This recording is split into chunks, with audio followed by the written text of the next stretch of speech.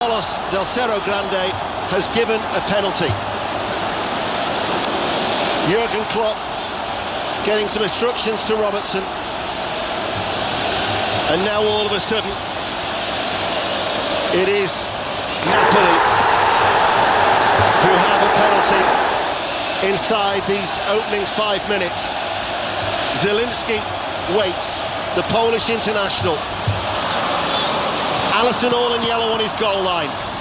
You'll hear the roar back home if this spot kick goes in, such as the cauldron inside this stadium here in Naples. 5 minutes on the clock. Zielinski, short runner, right-footed, scores! Liverpool have a dreadful record in Naples. They've conceded an early penalty, and Zielinski has converted it to send the supporters into raptures. Napoli 1, Liverpool 0. It's only what they've deserved. They've cut Liverpool open twice with 2 good moves, and then they get the penalty, which was a definite penalty with an outstretched hand by James Milner, but Zielinski sent Alisson the wrong way. This is going to be tough for Liverpool now to get back in the game.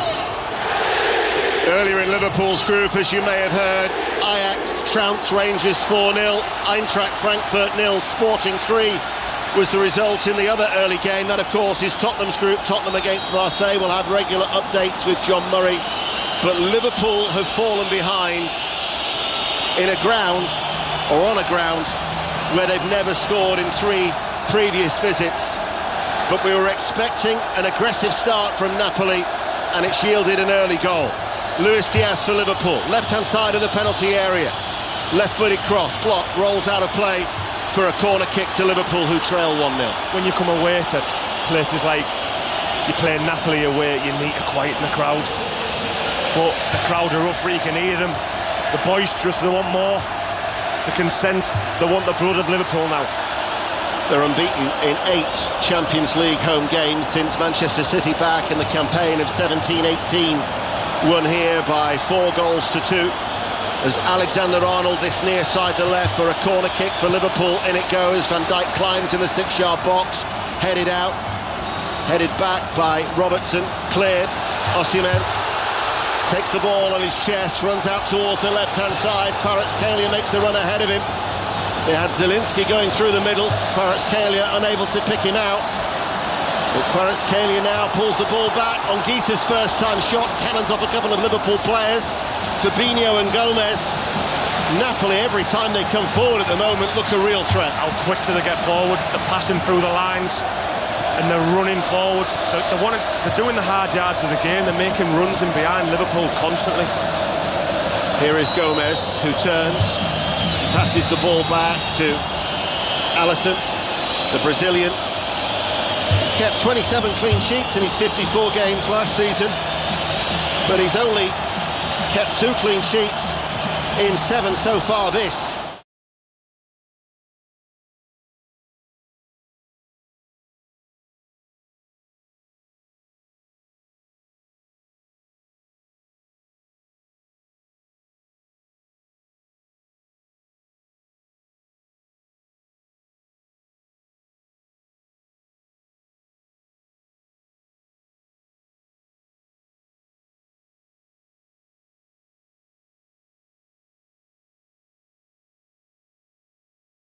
Full ball by Harvey Elliott.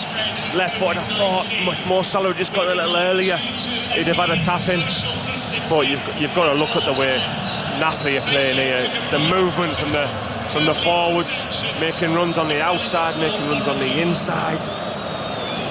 We just had a PA announcement saying we'd like to adhere to social distancing at all times.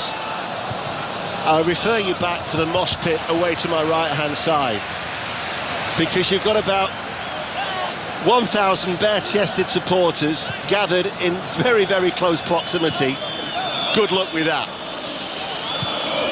There is no social distancing inside this stadium. 9 minutes played. Liverpool are behind. How have Tottenham started? John Murray. Tottenham 0, Marseille 0, 8 minutes on the clock. We've got a similar scene here as well, with several hundred Marseille fans bare-chested in their section, and they're stoking the atmosphere. Really lively here, but the match between these two teams, unbeaten so far this season, is largely being played between the penalty areas. So it's Tottenham 0, Marseille 0. Thank you, John. Milner's just been booked for a late challenge on Anguissa. So the vastly experienced James Milner made his 600th league appearance of his career at the weekend. He's fast approaching 600 in the Premier League. But again, the Spanish referee showing his first yellow card of the evening here in Naples. So you'll have to be careful now with your former Leeds United teammate. He's had some career, James Milner, true professional, making his debut at Leeds at 16. He's been a fantastic servant of the game, and he's bringing experience now to this Liverpool team. But if you look at the way Napoli are playing now, it's Lobotka, the holding midfielder, who's really dictating the game. So one of the Liverpool midfielders, or Firmino, needs to drop in and get a hold of him, because he's really dictated. Free kick to Liverpool, 10 yards in on the left touch line, taken by Alexander-Arnold to Elliott, goes to square. Salah gets round the back, off the chest, Salah gets the shot charged down. Anguissa can't pick it up, Fabinho runs it out towards the right-hand side, lifts the ball back in, edge of the area, Kim attacks that, the South Korean international, to head the ball away. Liverpool have every red shirt in the Napoli half as they play from right to left. 11 minutes played, but Napoli leading through that Zelensky penalty. Here is Alexander-Arnold, now with Robertson.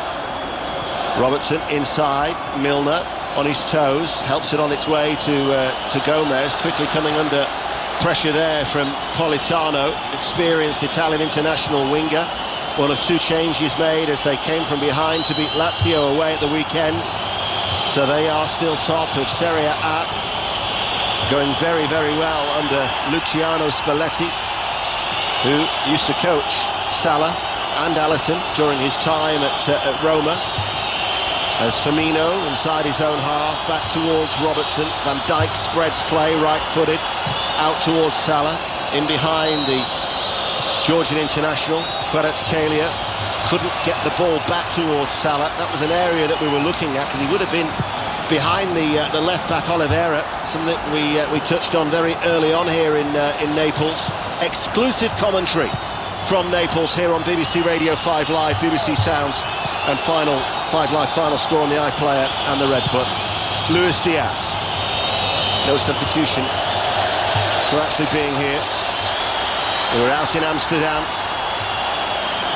Celtic last night, and now here in Naples, so certainly no shortage of atmosphere on these last two nights on BBC Radio 5 Live, and Napoli leading Liverpool by a goal to nil. So after that quite frenetic start, they're happy with the goal. They just seem to have slowed it down a little bit now, Jonathan. The game just settled down a bit. Liverpool are trying to get Harvey Elliott on the ball, who was playing some nice passes, created a couple of chances now. But Napoli, look, they've really impressed me. From minute one, they've impressed me now to how they're controlling the game. I mean, if you look at the players who they sold recently, of last season, Insigne, Koulibaly, Dries Martins, Fabian Ruiz, you know, they sold a lot of top players, but they're still an incredible outfit now. Well, the owner, the film producer, Aurelio De Laurentiis, he wants them to be sustainable, but they're in round the back again on the left-hand side. Here is Anguissa, crosses the ball. Politano with a header, was actually going away from goal. It was headed away by Van Dijk. That's a concern. They're getting round the back with Alexander-Arnold on numerous occasions. As now he actually, with the interception, finds Salah to Firmino. Liverpool can attack. Firmino over the halfway line. Robertson on this near side, nicks it forward. Luis Diaz, the whistles from the Napoli supporters will tell you that Liverpool are in possession. Milner rolls it forward. Robertson makes the run in behind, wins a corner kick. Good play by Liverpool. From one end, they're on the defensive. All of a sudden, seconds later, they get a corner. 14 minutes played, but they're still behind. Liverpool can do that. When Napoli are attacking, Liverpool can break quick because they've got the pace from the flanks, from Diaz, from Salah, Alexander-Arnold and Robertson, but they just need to be careful on the right-hand side. And Trent Alexander-Arnold's side, they're just getting down the side of him at times. Zonal marking from Napoli. In comes the corner kick. Merritt, the goalkeeper, all in green, punches it away with both hands. Comes out towards Politano, brings it under control, and then hooks it a little bit off balance, out of play for a Liverpool throw midway through the Napoli half. We've been playing for nearly 15 minutes on BBC Radio 5 Live, and Liverpool, last year's runners-up, are behind. Previously, on their 3 visits, they actually hadn't conceded until the 81st minute, and yet still conceded 3 goals. So they've conceded early on this occasion, gives them an opportunity to come from behind.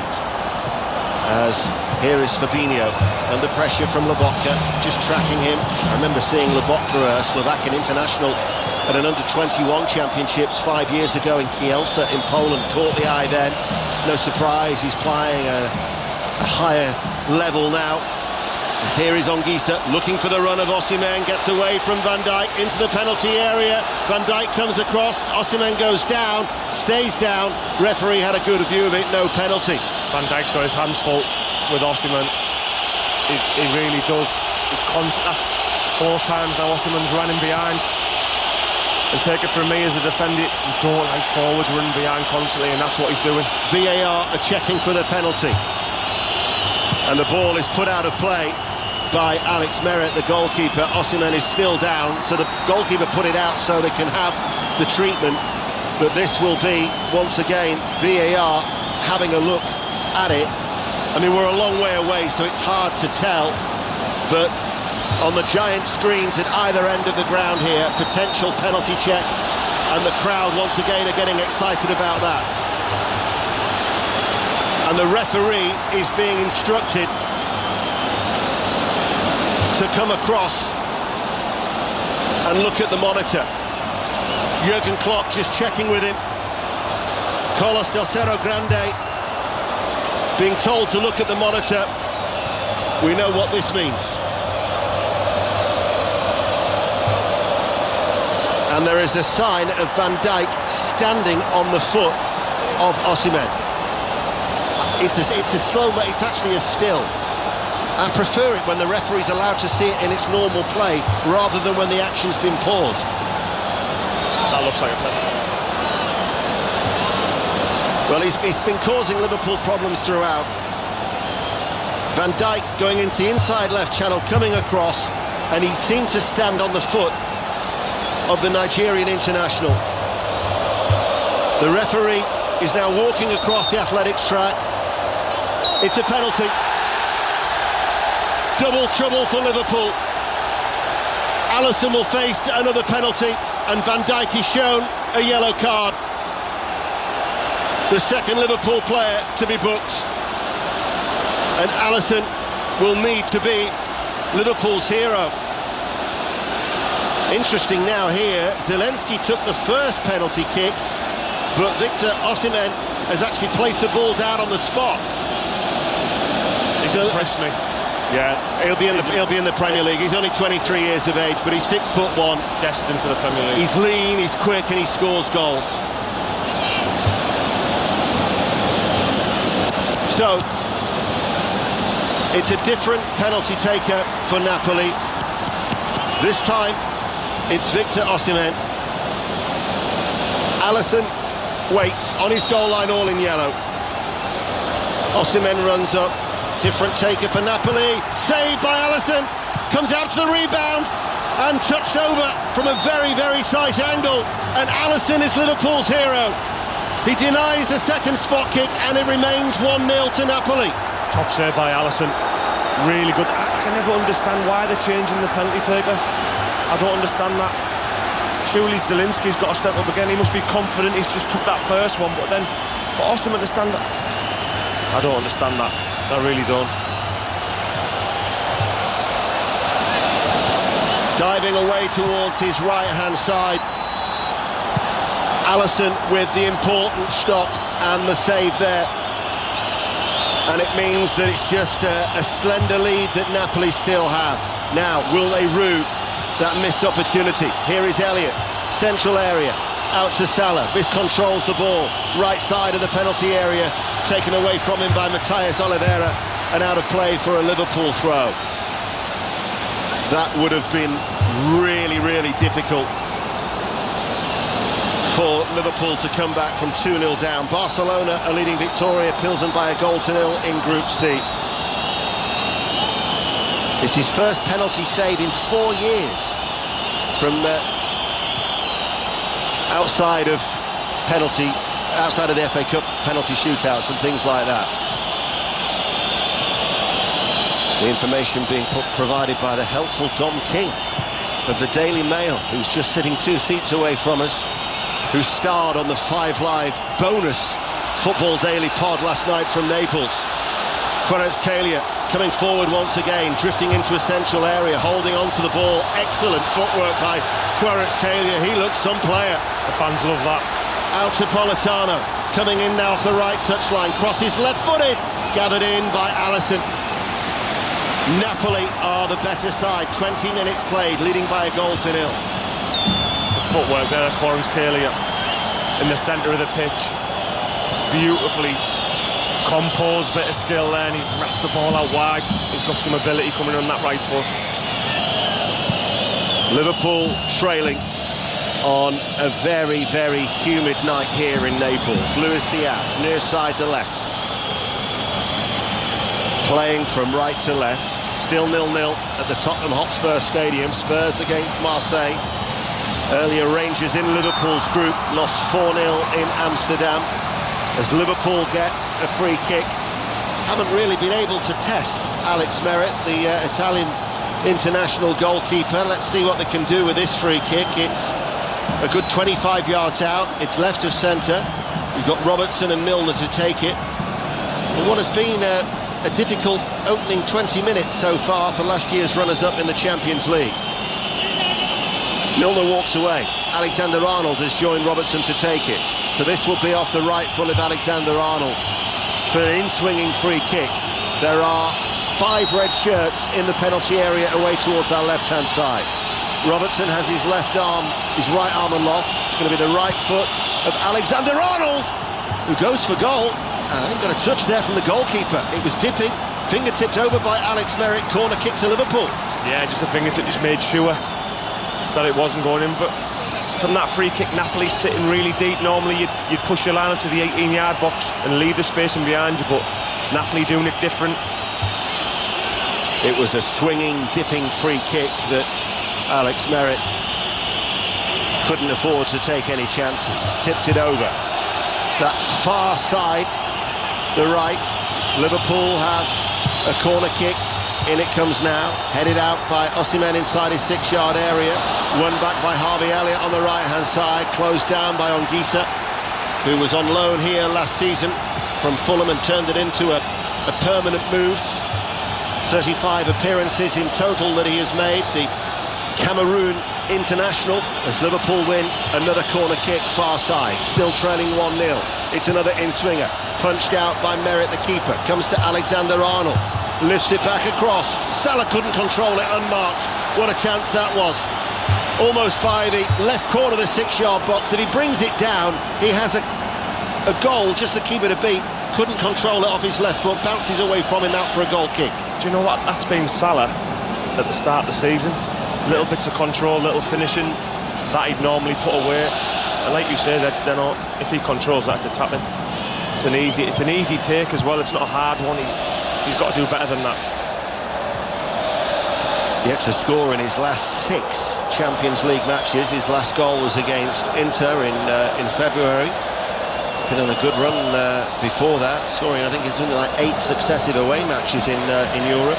Here is Robertson to Luis Diaz, looking to try and get past Di Lorenzo. Touches the ball back to Milner. Liverpool just starting to see a little bit more of the ball now, still trailing 1-0.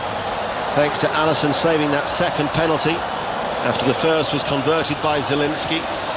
23.5 minutes played. Robertson wraps it in towards Luis Diaz, tries to roll away from his marker into the path of Alexander-Arnold, who screws it wide just outside the D, right-footed, always on the rise onto the athletics track behind that goal, out for a goal kick. Napoli still lead. It's amazing some of the places that Alexander-Arnold finds himself on the pitch. Always really high up, never really back when Liverpool have the ball. Like I say there, with that shot there, he's on the edge of the box. really plays super high at the pitch, not as high as Robertson does, but he's up there. He's been in for some criticism this season, but he's still an outstanding player. Do you feel, Jonathan, that Liverpool are now just starting to feel their way and get more of a grip in this game?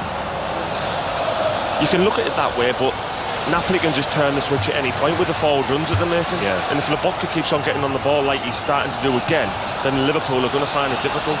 Di Lorenzo has played a ball over the top. It's a late flag. Osimhen is offside. It'll be a free kick to Liverpool. Of course, we have the semi-automated VAR offside to be used in the group stages. It'll be an operation as well as the World Cup in the winter in Qatar. So you're going to see a lot more toenail offside decisions as a result. But on this occasion, it was the assistant referee, waited, kept his flag down, and then he raised it. Let's get another update from Tottenham, shall we, John Murray? Almost 25 minutes played.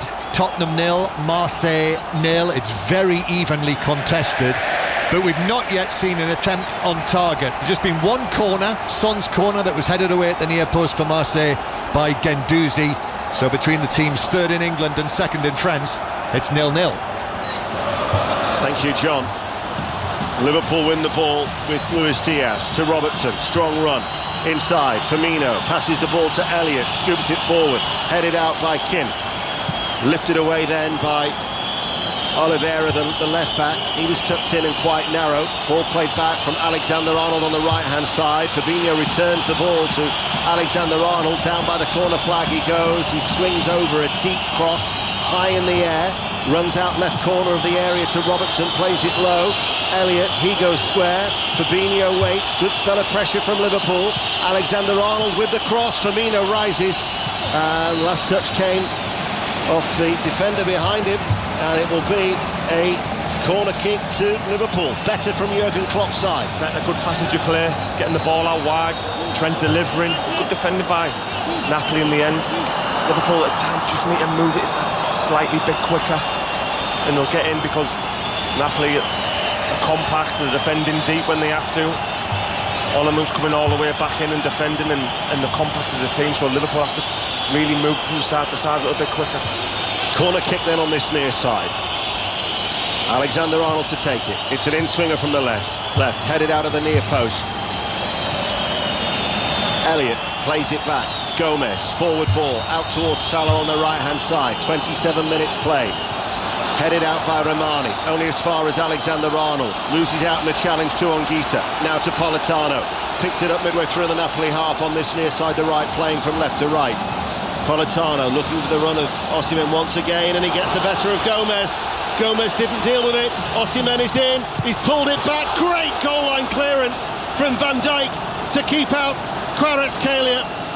Napoli looked certain to score again, but Van Dijk never stopped running back, and he cleared away to prevent a certain second goal. Still 1-0 Napoli. It's a running behind again by Osimhen, but it's that Van Dijk never gives up, gets himself back on the line.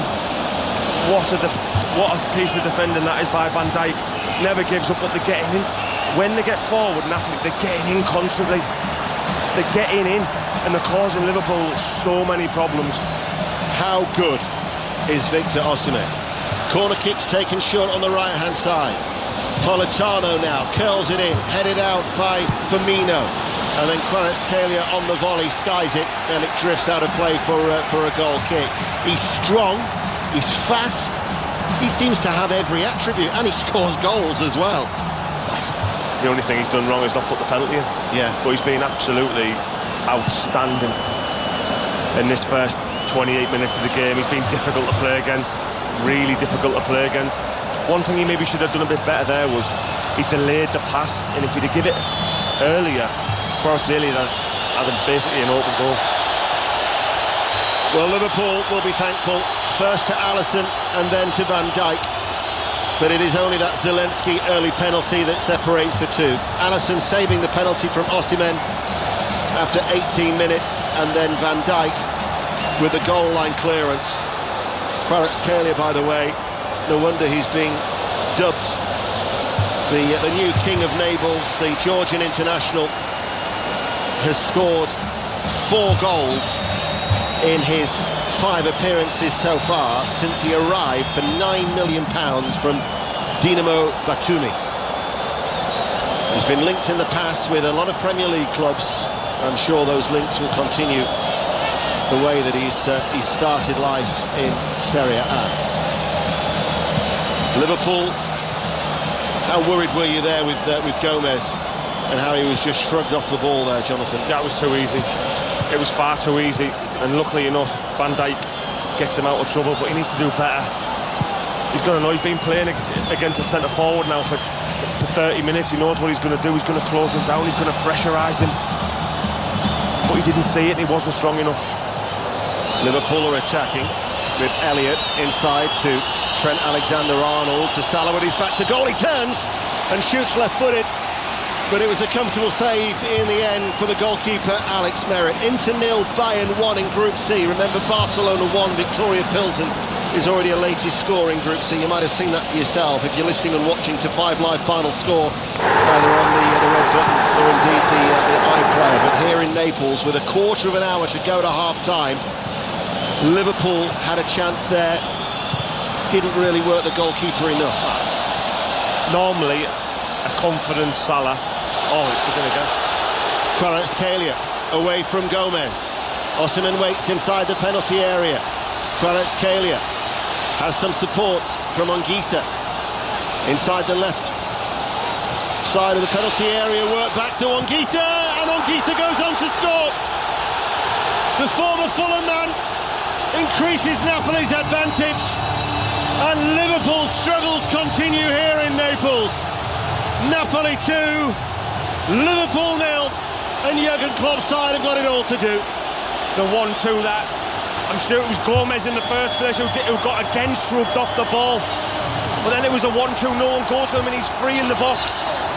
Napoli have been a team who are absolutely destroying Liverpool. It could be 4-0 in this first half, and this is against a top team.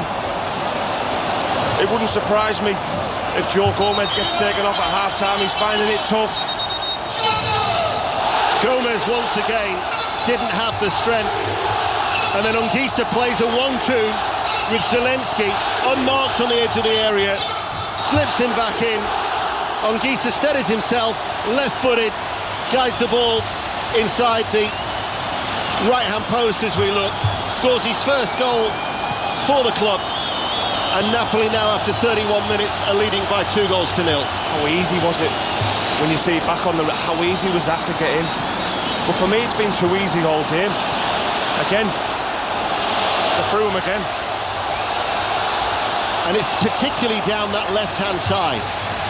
Kvaratskhelia, they're getting so much joy round the back of Alexander-Arnold. Time and time again, the two centre-backs look like they're being exposed. Yeah, they do. I mean, it's the runs in behind that are constant, and it's Lobotka, but Lobotka's dictating. Zielinski's playing in the tenors in the pocket, and no one can really pick them up because they're getting in the deep areas. It was finding it really tough for you. Yeah, they are. They really are. It was never going to be an easy task here in Naples, but Liverpool now are going to have to really produce something special, trailing by 2-0. The Nordkurve are jumping up and down in unison. The white and blue flags are flying. They're clapping a hand above their hands, above their heads, away towards our right-hand side as the cross comes in. Downward header, beaten out by the goalkeeper, moving away towards his left-hand side. Did well, actually, because the bounce off the ball really reared up as Liverpool try and reduce the arrears, and then the ball is put out by Oliveira. It's a good ball in, and it was Van Dijk with a downward header that just touched away by both hands from Merritt. He gets up early there, Van Dijk. That's the key when you're a centre-half going up. Don't just go up there and try and make a difference. But when a centre-half gets up early or a centre-forward, it is difficult to defend, and his timing of his jump. Osimhen again up against Gomez. Gomez on this occasion shows the strength to deal with the Nigerian. And then it's back with Fabinho to Van Dijk. 11 minutes to go to half-time. Liverpool are 2-0 down. He done well, Joe Gomez, and that scenario there. I'll give him more confidence. Alexander-Arnold to the feet of Salah, plays it back to Elliott. Alexander-Arnold to Elliott once again. Ball then is switched to the left-hand side for Robertson. Early layoff to Luis Diaz. A reminder that Liverpool won all 6 away matches in the Champions League last season, and scoring at least 2 goals each time. They're on the attack now, and it comes towards Elliott at the far post. Might have just taken a deflection on its way through, and I think he's kneed it at that far post, off target and out for a goal kick, as Barcelona now lead Victoria Pilsen 2-0. 2-0 to Barcelona in Group C. Lewandowski scored. Elliott just sees it late, it flicks off the centre-half's head, and he doesn't really expect it. But I'd say Harvey Elliott's been one of Liverpool's better players, probably the best player for Liverpool. Jonathan Woodgate, the former England international, with us here inside the Stadio Diego Armando Maradona, which was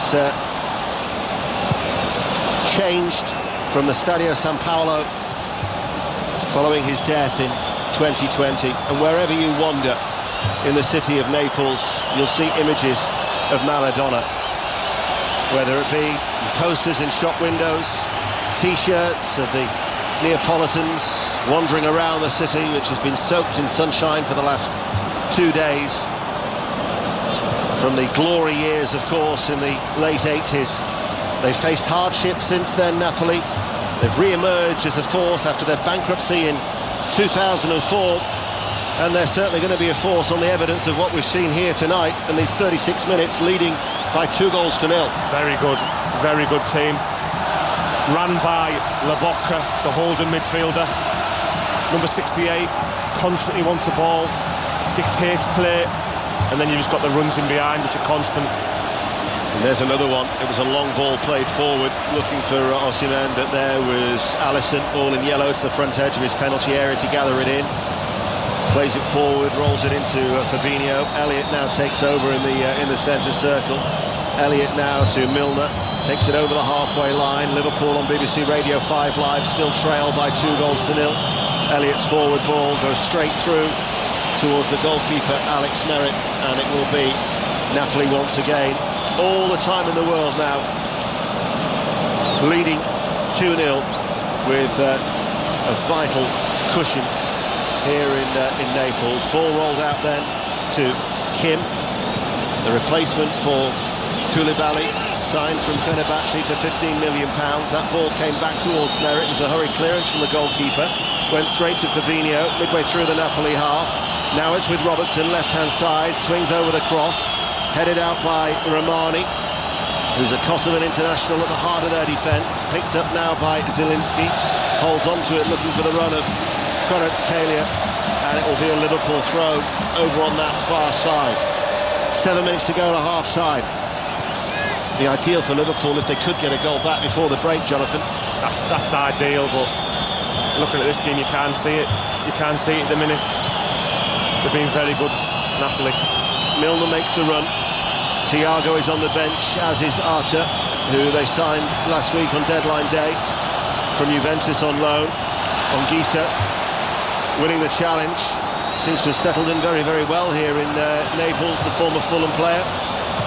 Van Dijk, forward ball. Firmino unmarked, left-hand side of the penalty area, stands over the cross. Elliott into the path of Alexander-Arnold, right-footed shot blocked, rebounds towards Elliott, 30 yards out from goal, waits, left-footed ball into the penalty area, tucks in Di Lorenzo to head it away, headed forward by Fabinho. Robertson under pressure, loses out. Ongisa caught. Fabinho will just about escape a yellow card from the Spanish referee. Ongisa has stayed down, 2-0 to Napoli. The shape of Napoli when they're defending deep are compact, but as soon as they win the ball back, the wingers are off, the centre forwards off, and then it just leaves a lovely bit of space for Zielinski to receive. receive on his back foot, and then he's got the runners in behind. They're brilliant at doing it. They're out the trap so quick when they win the ball back. There was a lot of talk that Zielinski had been interesting West Ham and Tottenham Hotspur during the summer. Spurs, by the way, still drawing 0-0 at home to Marseille. Liverpool 2-0 down here on 5 Live Sport. We've got 5 minutes to go to half-time. The ball is played forward, then for Fabinho. Elliott out towards Salah, right touchline, level the penalty area, back to Elliott, combines with Salah once more. It's a low ball in, and it's turned behind by Romani for a corner kick. Bouncing ball away on that athletics track behind that goal towards our left-hand side.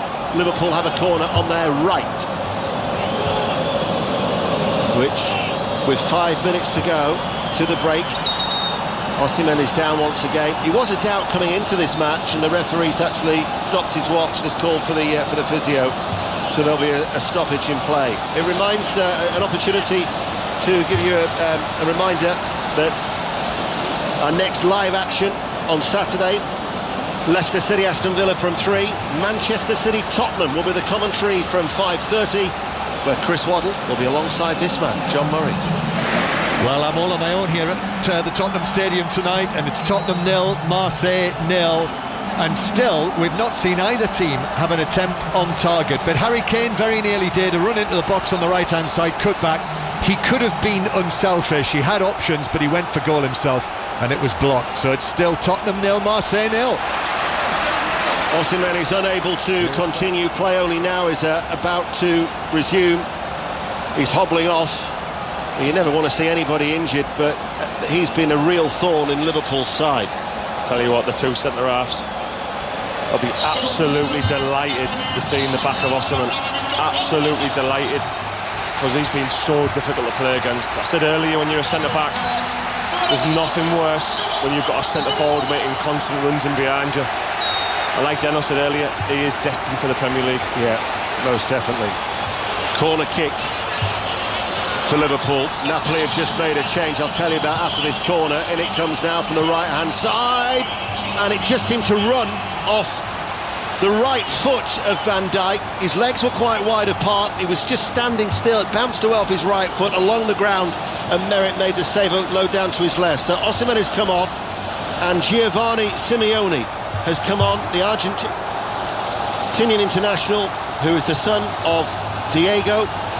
So he comes on for just his 3rd appearance for Napoli, as the ball is headed away by Kim, picked up by Luis Diaz. 3 minutes remain of this first half.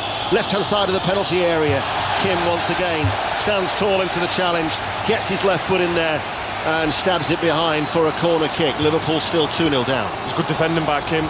1v1, it's always difficult when you're up against Luis Diaz. Maybe tricky playing and hard to pin down, but he's done well. He's on loan from Verona. Giovanni Simeone, 5 caps for Argentina. Just another 108 to go to catch his old man. In comes the corner kick for Liverpool. Van Dijk climbs, but actually heads the ball away from the penalty area, picked up by Kvaratskhelia.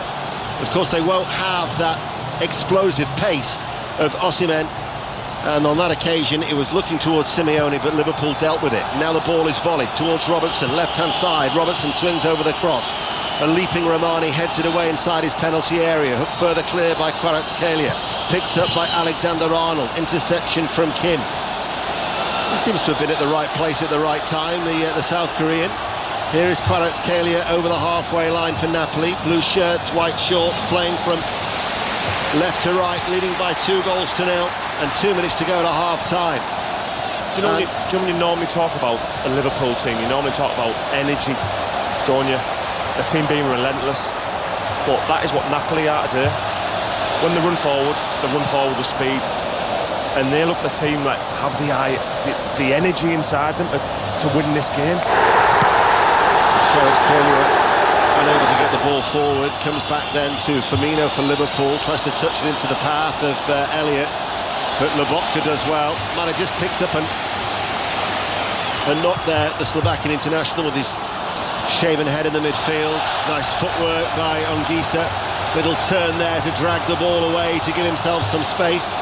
And now with Oliveira away on that left-hand side, Kvaratskhelia goes on the outside of Alexander-Arnold with ease. Gomez once again, he hasn't dealt with a threat.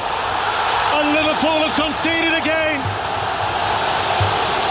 And it is Giovanni Simeone who scores his first goal for Napoli. And he can't believe it. Just drops to his knees, the emotion gets the better of him.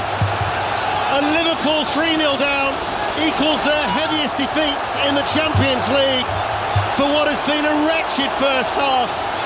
Once again, they couldn't deal with Kvaratskhelia down the left.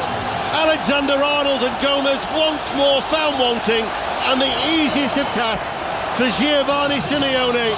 It's Napoli 3, Liverpool 0. Kvaratskhelia just walks past Trent Alexander-Arnold, and he just walks back. Gomez not strong enough, and it's a tap-in. But let's be honest, it could be 5. They've been very good, but at times Liverpool have been poor. Well, had it not been for Van Dijk with a goal line clearance and Alisson with a penalty save, it would be 5. Rangers suffered a heavy defeat in Amsterdam. They were beaten 4-0 by Ajax, and Liverpool, last year's runners-up, are 3-0 down as we enter 2 minutes of stoppage time. And Kvaratskhelia has caused umpteen problems down that far side. Van Dijk and Gomez have been exposed time and time again, and Gomez there and Alexander-Arnold just couldn't deal with a 21-year-old German.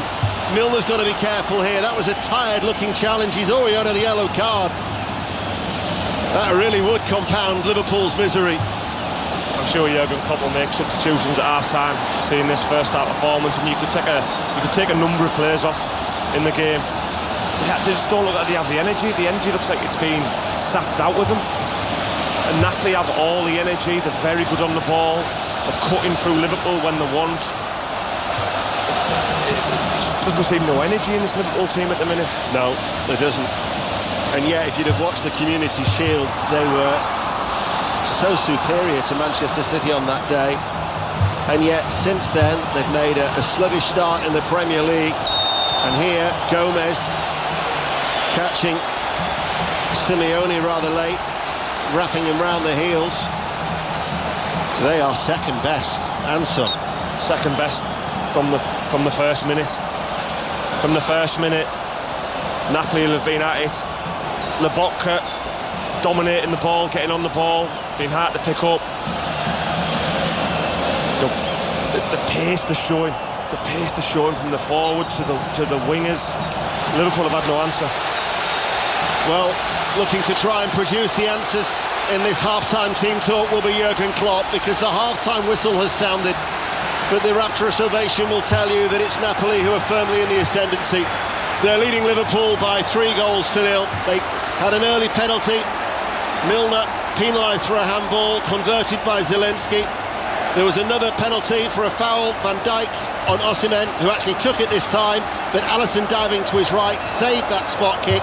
Van Dijk then made a goal line clearance to keep out Kvaratskhelia, but then Anguissa, after 31 minutes, down the left, and once again Kvaratskhelia for Simeone, and Liverpool have had all sorts of problems. Half-time then here in Naples. It's Napoli 3, Liverpool 0. Mark. Napoli could have had 5, Jonathan, couldn't they? Yeah, to be honest with you, chappers, Napoli have been absolutely terrific from minute 1. With the ball, without the ball, playing as a team. Kvaratskhelia causing all sorts of problems on Trent Alexander-Arnold's team. But they've been brilliant. And if you look at what this team are doing well, they're running in behind Liverpool. And I said in commentary, as a centre-back or as a full-back, you don't want players running behind you all the time, and that's what they've done. And it could be 5-0 because they've been that good. But it's not new for teams to try and get at Liverpool by running in behind them, firstly, and secondly, by particularly running in behind them down Liverpool's right. But you can run him behind, but it's the timing of the run. The timing of the run has been excellent, and Liverpool haven't had an answer for it. And you've got Lobotka, who's just picking off passes. Zielinski's going in the 10 position, and they can't pick him up. And then they're doing what they want down Liverpool's right-hand side. You've got Salah high, you've got Gomez, you've got Trent Alexander-Arnold, and they're causing them umpteen problems. I mean, if you look at the replay of Trent Alexander-Arnold's reaction when the ball goes past him, it's like a walk. And then Joe Gomez isn't strong enough.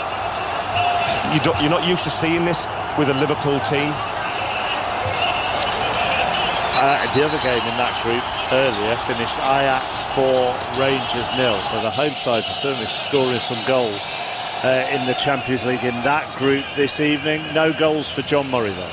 No, Tottenham 0, Marseille 0.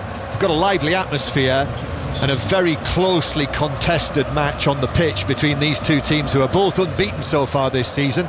Marseille have had more of the play. They've actually had 62% possession, Marseille, but the goalkeepers, Lloris and Pau Lopez, have had relatively little to do. Late in the half, Harry Kane had Spurs 2 real chances. One was a shot blocked. He might have been more unselfish there. He did have options, and the other was a shot across the face of goal. And in added time, Lloris at the other end made his first save. Guendouzi, the former Arsenal man, had a shot from 25 yards out, maybe a little bit more than that, but it was quite comfortable down to Lloris's right to dive and push it away. So half-time here, Tottenham 0, Marseille 0. The other game in that group earlier finished Eintracht Frankfurt 0, Sporting Lisbon 3. Now Diego Simeone won't have been able to see his son score for Napoli this evening, John Bennett, because it's Atletico side are in action. Yes, and it's been a poor game, to be honest, in Group B. Atletico Madrid 0, FC Porto 0. This was the game last season where there were 3 red cards in this fixture. A lot less feisty tonight, 0-0. We need some more drama in that game. In the same group, though, the problems continue for Bayer Leverkusen. They've made their worst start to a season for 40 years, and they are 1-0 down against Club Brugge. On to Group C, the toughest group in this season's Champions League. It is Inter 0, Bayern Munich 1 at half-time. Inter were very difficult to break down with their back 5. Eventually, though, Bayern scored. Leroy Sané, after a ball over the top, rounded the goalkeeper, and he scored. And in the other game in that group, a former Bayern Munich player has scored 2 goals. It's Robert Lewandowski. Barcelona 3, Victoria Pilsen 1. So Robert Lewandowski scoring 2 on his Champions League debut for Barcelona. When it was just 1-0 though to Barcelona, they thought they were down to 10 men. Andreas Christensen, former Chelsea player, shown a red card, penalty given, but it was overturned by VAR. So the fans breathed a sigh of relief. It's Barcelona 3, Victoria Pilsen 1. Thank you very much, John. Let's get the latest from the US Open. Here's David. Hi. David, you there? Sorry, there's so much noise inside the Arcarash Stadium, Mark, because Francis Tiafoe, the home player, has just taken a 2-0 lead that I can barely hear you. He's just won the second set on a tie-break, 7 points to love. America hasn't had a man winning the US Open for 19 years, and they're getting very excited about this young man, 24 years of age. He's just taken a 2-0 lead against Andrei Rublev. There's going to be a new men's champion here at this year's US Open, a new Grand Slam champion, because all the likely suspects of Nadal and Djokovic, they're not in the quarterfinals, and Tiafoe leads 2-0 with a place in the semi-finals on offer. 8 minutes to 9. This is BBC Radio 5 Live, and here's the latest news. Listen on BBC Sounds. This is BBC Radio 5 Live. With the 5 Live News, I'm Sophie Yardley. Liz Truss has taken part in her first PMQs, confirming that a plan to help people struggling with energy bills will be announced tomorrow. The Labour leader, Sir Keir Starmer, told Ms Truss that working people would foot the bill under her plans because she'd refused to extend a windfall tax on gas and oil companies. The family of a 23-year-old rapper who was shot dead by police in South London on Monday night have told the BBC they want answers. Chris Cabba was killed after a police chase. the police watchdogs investigating the incident. Buckingham Palace says a meeting of the Privy Council scheduled for this evening has been postponed because the Queen's been advised to rest. She met both Boris Johnson and Liz Truss at Balmoral yesterday. And Peppa Pigs featured a same-sex couple for the first time in the show's 18-year history. An episode which aired earlier this week showed a family with two mothers after around 24,000 people signed a petition. On BBC iPlayer. The main reaction when Jair Bolsonaro declared his candidacy was laughter. One man and his family's unexpected ascent to power in Brazil. Until he wasn't so funny. He wasn't a joke. The true story of a dynasty that shook South America. He sees the Amazon as a gold mine. Boom, his son is embroiled in this big corruption scandal. What I saw in people's eyes was worship. Bolsonaro is doing something radically different, something that even Trump wouldn't do. The Boys from Brazil, Rise of the Bolsonaros. Watch tonight on BBC iPlayer. This is 5 Live Sport with Mark Chapman. The games involving the English sides in the Champions League this evening: Tottenham 0, Marseille 0, and we'll be back in Naples shortly, where at half-time it is Napoli 3, Liverpool 0. The producer has just said in my ear, Ian's with you next to talk golf, but the thing is, Ian Carter, it's never just talking golf now, is it? You may as well have just said Ian's with you next to talk live. Yeah, we're not talking birdies and bogeys right now. We're not talking about draws or fades or cuts or whatever. It's all about live, isn't it? And today was an important day. We heard from the chief executive of the DP World Tour, Keith Pelly. We also heard from Rory McIlroy, and I have to say he seems to be relishing this role as the unofficial spokesman for golf status quo in this ongoing power struggle for the future of the sport. He encouraged us to ask him about what is a tense week. So many of the players said, oh, don't talk to me about live, but McIlroy is the exact opposite. Remember, he said that he thought that it would be hard to stomach having 17 of these live players in the field for this week's BMW PGA Championship at Wentworth, and he had quite a few funny comments actually. One of them, when he was asked as to whether he'd have an extra incentive to win if he was up against a live rebel coming down the stretch on Sunday afternoon, he said, well, they'll probably be too tired, they only play 54 holes these days. There was a hypothetical, would you allow players back on tour who've been banned for playing for live? He said, yeah, no problem, they can go to Q school. He's absolutely relishing this. We got the opportunity to ask him a few questions. I asked him whether or not he'd bumped into any of these rebels as yet. I haven't seen many of them, to be honest. Look, it is what it is. They're here, they're playing the golf tournament. My opinion is they shouldn't be here, but again, that's just my opinion. But we're all going to tee it up on the first tee tomorrow. We're going to go play 72 holes, which is a novelty for them at this point. And we'll go from there. Rory, obviously with all that's been going on with live and its impact on the golf ecosystem, or however you want to put it, we've heard you speak at length about how the PGA Tour can react to it and how it's going to be going forward. We've not heard you speak about the impact on the DP World Tour. What do you see that impact being, and how can this organisation, European Tour as was, counter what is going on at the moment? Yeah, so I think that, again, the strategic alliance or partnership with the PGA Tour has been a massive help to the European Tour in terms of the prize funds that are going to be played for over the next 5 years, guaranteed prize funds. So I think that partnership sort of helps. It helps the rank and file in Europe, knowing that they're going to be teeing it up every week and playing for more money, essentially. And it's a pathway to the most competitive tour in the world. There's 10 cards that are going to be allocated to European Tour members every year going to the PGA Tour, and that's such a great thing. It's a better pathway than there's ever been. I think about how much better I became as a golfer by going over and playing over there. and to have these young Europeans having that opportunity. Like, I'm just thinking about like Ryder Cup in the future, and like how much better prepared they're going to be for that. I mean, that's going to be such a great thing going forward. So I'm excited about it. I'm very bullish about it.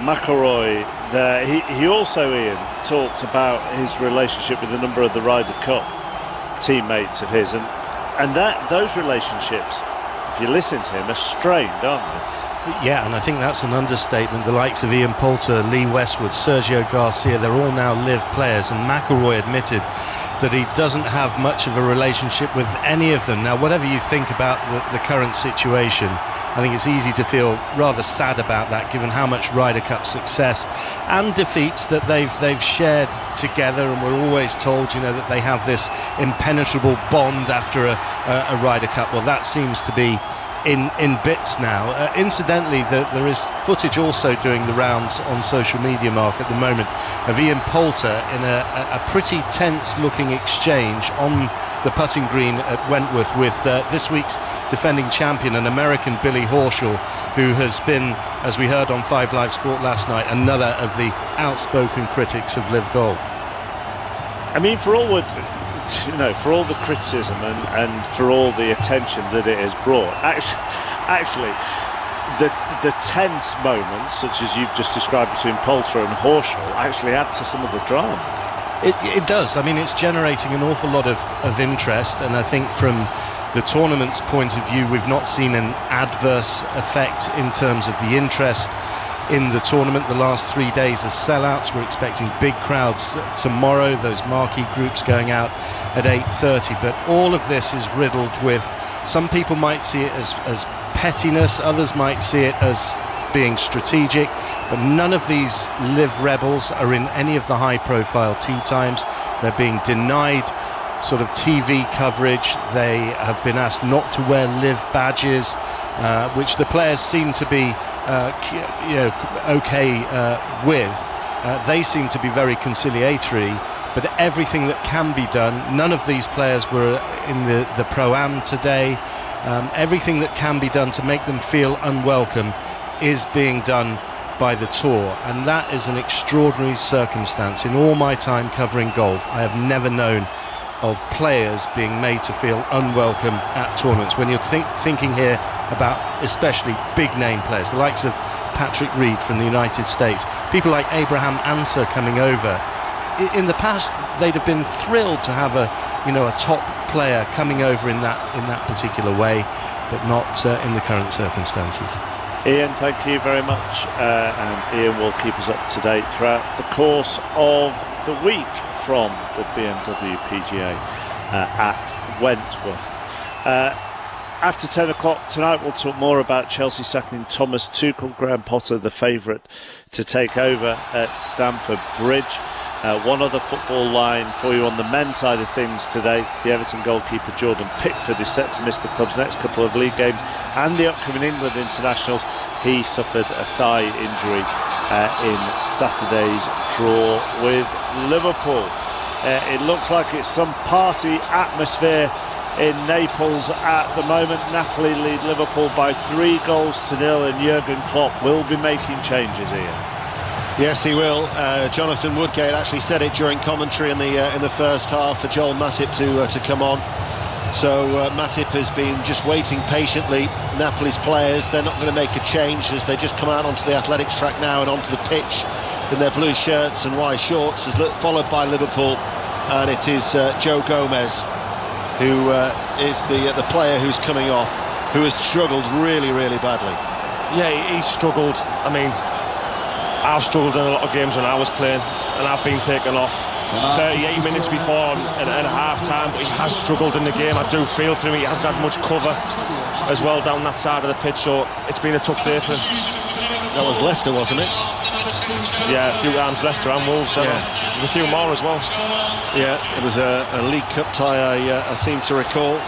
They also got memories of you starring, I think days later actually, of that game in Rome against Lazio. Against Lazio, yeah. You and Alan Smith for what was a waiting England manager to be, Sven-Göran Eriksson. The good old days. So Jonathan Woodgate, former Leeds United defender, is with us here in Naples. So Liverpool are out. I'll run through the two teams. Merritt is in goal. Di Lorenzo, Romani, Kim and Oliveira the defence for Napoli. Lobotka and Ongisa with Politano, Zielinski and Kvaratskhelia behind now. Giovanni Simeone, who tonight has scored on loan from Verona, his first goal after replacing Osimhen. And for Liverpool they have Alisson in goal, a back four now of Alexander-Arnold, Matip, Van Dijk and Robertson, a midfield three of Milner, Fabinho and Elliott, Salah, Firmino and Luis Diaz. Liverpool all in red, playing from left to right as we look on what has been a really, really torrid night so far. 3-0 down. Liverpool have come back from 3-0 down before, of course, against Italian opposition. But this Napoli side were tremendous in that first half. Liverpool, though, have got a corner kick on that far side of the left. It's an outswinger. Matip with a header. Planted it downwards, and Merritt with a save, all in green, away to his right, gathered the ball in safely. They can cause problems from set players, Liverpool, with the height advantage they've got now, and Napoli are going zonal. You said there, Daniel, that it is possible for Liverpool to come back into this game, but they have to do some improvement.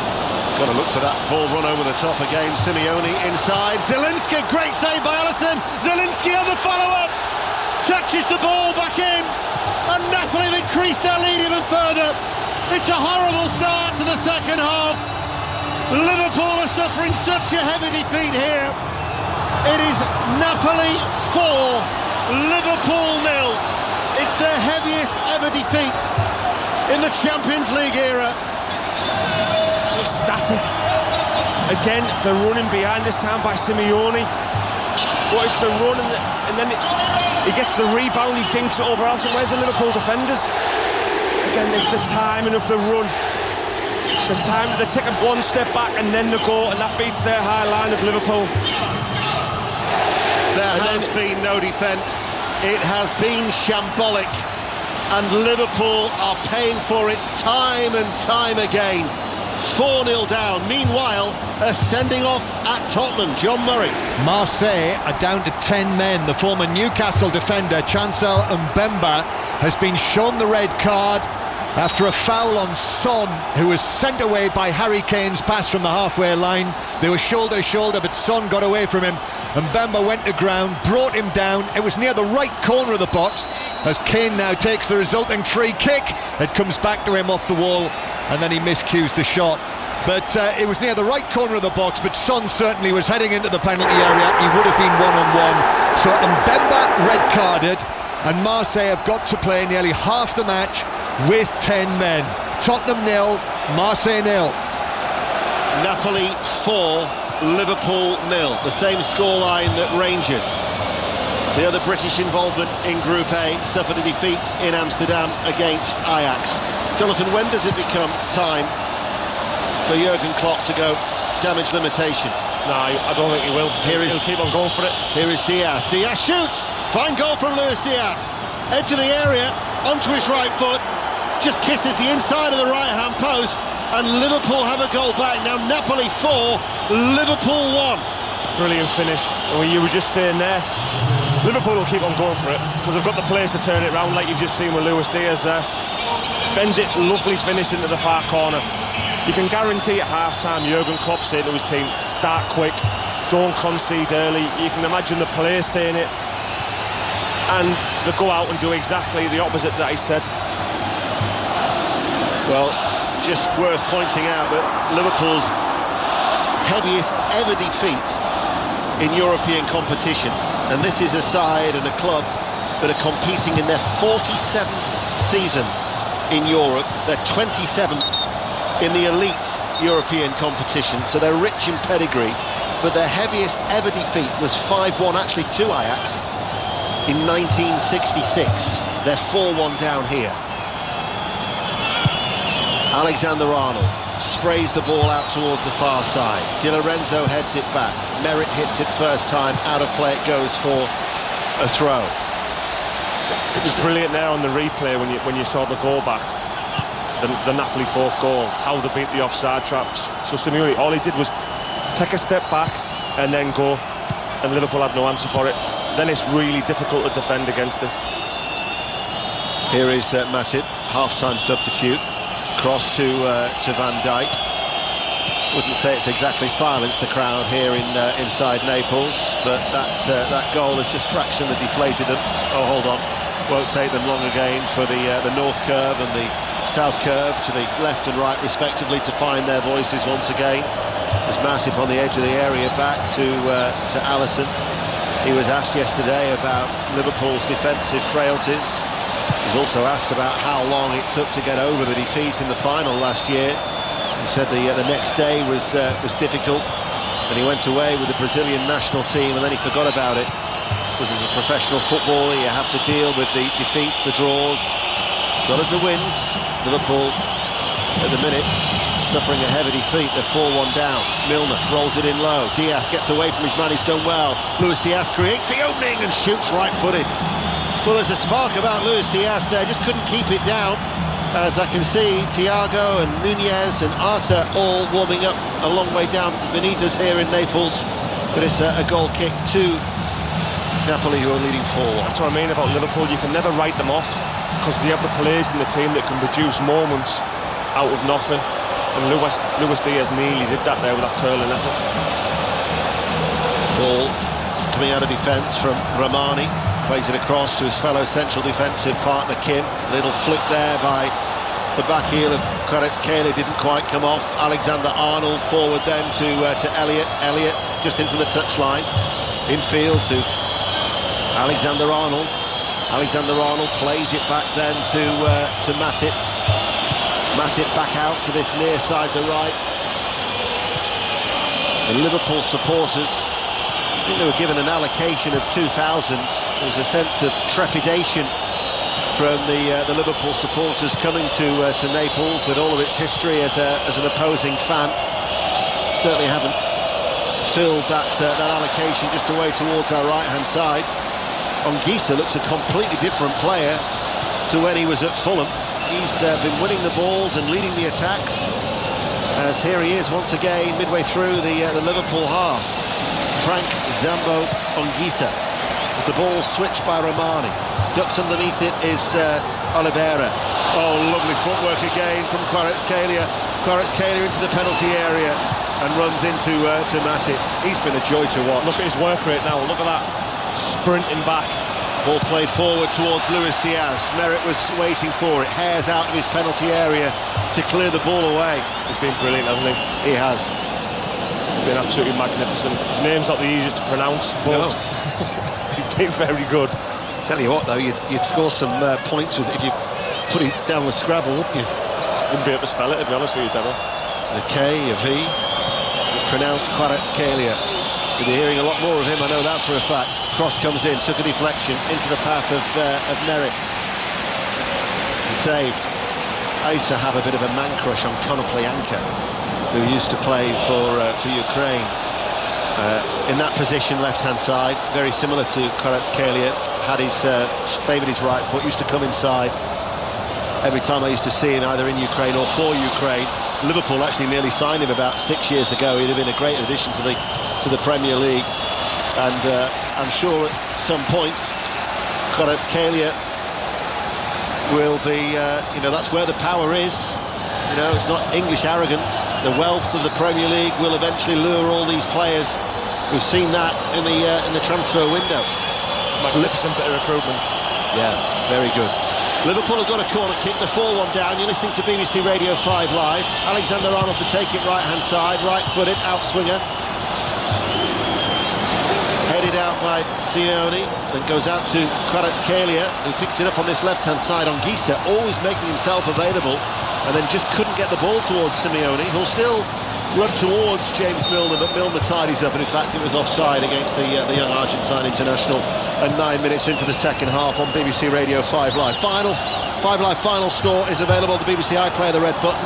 And don't forget the reaction from Amsterdam, Tottenham and here in Naples will be on the 5 Live Football Daily podcast that you'll be able to download as usual, but will also focus, I'm sure, quite heavily on today's sacking of Thomas Tuchel, the Chelsea manager, and Graham Potter, heavily linked to succeeding.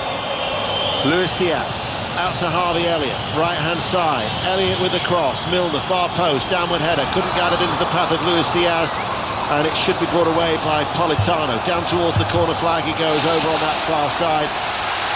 And then the crowd respond to him in that bottom tier over on the far side as the flags continue to wave, and the temperature I still don't think has dropped below 28 degrees.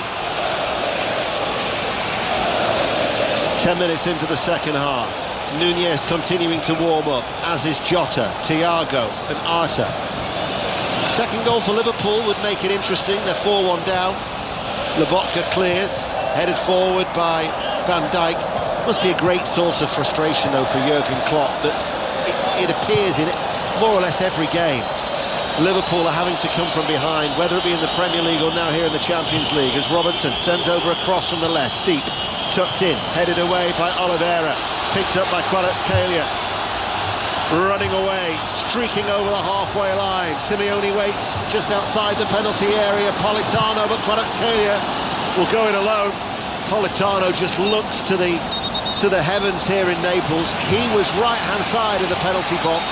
He'd made a late arrival and he was totally unmarked. And Kvaratskhelia is going to be coming off. The new king of Naples is going to get some ovation here.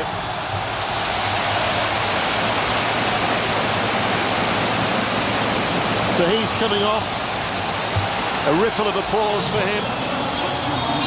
And the substitutions to be coming on. Lozano and also Alessio Zerbin. So a double change. Zerbin replacing Kvaratskhelia. And then the Mexican international who's going to be coming on, and Politano is the player coming off. So like for like. I'm disappointed he's gone off, because I was enjoying his performance. His pace, his power. He wants to beat his man. It's caused a lot of problems down Liverpool's right-hand side, and he's been brilliant. He's another one you can see definitely going to the Premier League in the next few years. Lozano left the field around half-time, I think it was, against Lazio at the weekend. So the Mexican international comes on. Double change being made for Napoli, who are leading still by 4-1 on BBC Radio 5 Live. We're approaching the hour mark. Still Tottenham 0, Marseille 0. Marseille, remember, are down to 10 men. As Liverpool with Van Dijk back to Alisson. Alisson plays it forward. Milner.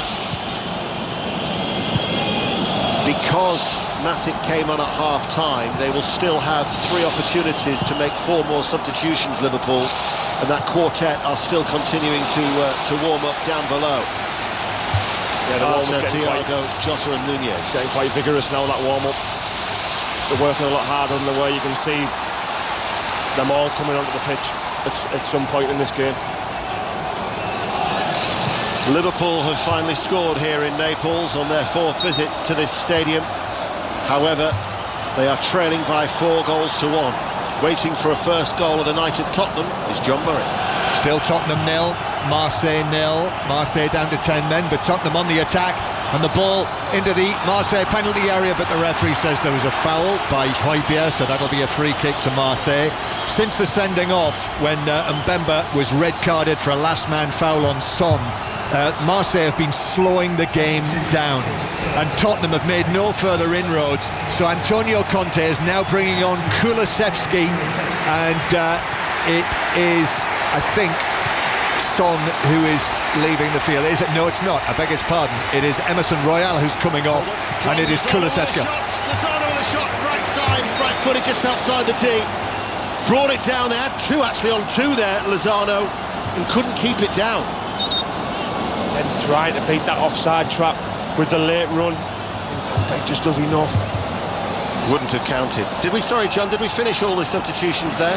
Yeah, Emerson Royal off, and Kulusevski is on. So it's now the onus is on Tottenham to win this game against the 10 men. Tottenham 0, Marseille 0. John will provide commentary at Manchester City of that Premier League game against Tottenham Hotspur at 5:30 on Saturday, after we've brought you Leicester City against Aston Villa from 3 with the usual goal service. On air, as always, with Mark Chapman from midday. And then 5 Live's Premier League Sunday, Arsenal-Everton at 2. West Ham Newcastle, incidentally, is live on the BBC Sport website. Crystal Palace Manchester United to follow at 4:30. Ball given away by Liverpool. Anguissa plays it forward. Simeone couldn't control the ball. Matic clears for Liverpool. Elliott picks it up 10 yards inside his own half. Liverpool with half an hour to play. Thiago's going to be coming on. Nunez is going to be coming on. Milner. Alexander-Arnold didn't beat his first man. Closed down by Lozano. It's going to be a Liverpool throw, level the penalty area on the right. You would think that Milner would make way for Thiago. And Nunez for Firmino. Liverpool needing to find 3 goals in the next 29 minutes. It was interesting yesterday in the press conference as Alexander-Arnold, right-hand side, with a good ball in. And what a save by Merritt. Luis Diaz threw himself at it, really attacked it with a bullet header, and Merritt, with a fabulous save, turns it over to prevent what will look like a certain second goal for Liverpool. Still 4-1 to Napoli. That was wonderful. Outstanding save. The ball in from Trent. That's what he brings to this Liverpool team. And you're right, Diaz flung himself. He wants to try and get goals back, Diaz. You can see it. He's had 3 attempts now in this second half. Out swinging corner from the left. Downward header by Firmino. And the referee saying that the ball had actually gone out of play from the corner kick, so it'll be a goal kick. So many times in the press conference yesterday, the Italian journalist was saying to Jurgen Klopp, welcome back to Naples, and then they quickly pointed out that he'd never won here, although Jurgen Klopp did respond by saying, yeah, that might be the case on my 3 previous visits with Borussia Dortmund and Liverpool, but they've always got out of the group stages.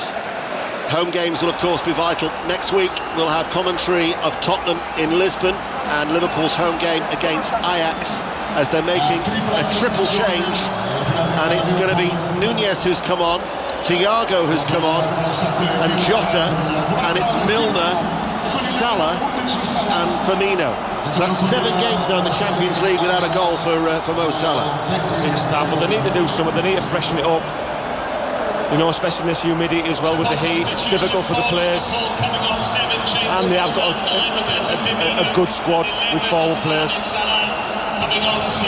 So Jota, who got a run out in the Merseyside derby at the weekend for the final 10 minutes. He comes on for Mo Salah. And Nunez, who scored 6 goals in the Champions League for Benfica last season, replaces Firmino. Triple change being made there by Liverpool. We've got 27 minutes remaining live here in Naples on 5 Live. Napoli 4, Liverpool 1. Lobotka turns. Brilliant. Excellent again from Lobotka. 27 years of age. 39 caps he's got for Slovakia. Signed from Celta Vigo a couple of years ago. Is Anguissa. No foul on Fabinho, says the referee. As now it's picked up on this near side. And ball goes out of play for a throw. In fact, it will be a Napoli throw.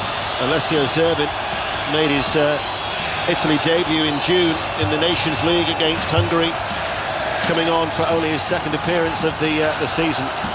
As Jota wins the ball, taken on by Luis Diaz. Luis Diaz running forward now on this near side, the right. 3 blue shirts go towards Luis Diaz. He's done well. Back to Harvey Elliott. Harvey Elliott, though, loses the ball. Zerbin wins a throw off the legs of Harvey Elliott. Diaz has looked more lively in the second half, hasn't he? He's getting on the ball, wants to try and make things happen. Liverpool, who've lost one of their Champions League opening matches in the last 12 campaigns, incidentally was against Napoli in 2019. They've won 8 and drawn 3. We are looking at a heavy defeat. Game against Ajax next week is something that they're going to have to respond at Anfield, after Ajax earlier beat Glasgow Rangers by 4 goals to 0. And then, of course, Liverpool take on Rangers in those back-to-back matches in this condensed nature of the group stages. 6 games being played in a total of 8 weeks. They'll come thick and fast. But here, 65 minutes played. Napoli 4, Liverpool 1. Ball played back. Romani. Out it goes towards that far side. Ongisa. Di Lorenzo's given it away. Can Liverpool expose that gap? Luis Diaz caught there by Romani. That'll be a yellow card to the central defender. And it's a free kick to Liverpool, far side the left as they trail 4-1. It's dangerous again, Diaz. Liverpool get a goal back, you never know what happens, especially with this Liverpool team. They don't give up easily, and they're not giving up now. Corner free kick to Liverpool, left-hand side of the penalty area. Napoli have got every blue shirt back in and around their penalty area. As we said, zonal marking. There's a cluster of Liverpool players: Van Dijk, Fabinho, Matip, Nunez and Jota. Luis Diaz has just been told to come away from the penalty area. In it comes from Alexander-Arnold, curled towards the far post. Matip couldn't keep the ball in play. Out for a goal kick. 66 minutes played on BBC Radio 5 Live, and Liverpool still 4-1 down. Napoli have... I mean, you think of the goals. Bayern, by the way, leading Inter by 2-0 elsewhere in Europe. So that's in Group C. The winning starts for Barcelona and Bayern in that difficult group involving Inter and Victoria Pilsen as Napoli play the ball back. I think that Merit's made a couple of good saves. Napoli hit the post early on. They've had a penalty save. Van Dijk with a goal line clearance. You could easily be looking at something like 7-3 in this game with the amount of chances that both sides have had. Especially with the ones more clearer for Napoli. They've been the better team, yeah, throughout. Even if you go to the 66 minutes, they've been the better team. They look really dangerous. Even when they defend, they're really controlling the game. But they're a good team. They're unbeaten this season. Yeah. You don't do that in Serie A if you're not a good team. This is a good team, well organised, quick. They've come from behind twice actually in Serie A against Lazio at the weekend, but also against Verona. They've won 3 and drawn 2 of their 5 games. They're level at the top with Milan on 11 points. But they've recruited well after selling a number of their star players during the summer. And as we approach the midway point of this second half on a muggy night, and that ricochet might come towards Luis Diaz. Nunez, good block by Romani, and then cleared away by Oliveira. It was a poor clearance, took a deflection, no look for Liverpool, couldn't benefit. This is when Napoli are so dangerous on transitions. On the counter-attack, Simeone making a strong run. Shot comes in, Alisson makes the save. Bowls the ball out to Alexander-Arnold. Alexander-Arnold plays it forward. Jota's over the halfway line. Now at that stage it's 3 against 3, but Kim turns and plays the ball out of touch for a throw to Napoli. Found himself in a good position. Liverpool, like you said, 3 on 3. If the ball had been right from Trent, if he'd have gone a bit longer, the spacing behind. Just over 20 minutes remaining then on BBC Radio 5 Live. No change in the scoreline.